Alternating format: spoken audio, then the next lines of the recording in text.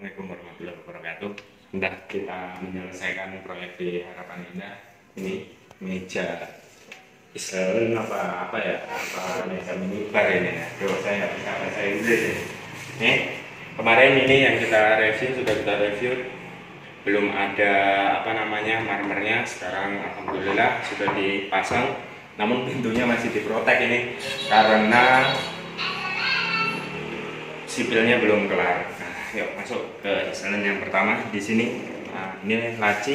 Nanti di sini ada rak sendok, cuman rak sendoknya masih kosong pabrik, jadinya belum kita bawa. Nah, ini ruangan biasa aja.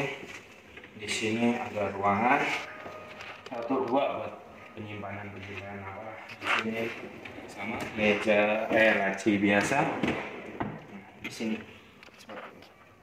Oke. Terima kasih, Furnitur Custom Bekasi. Oke.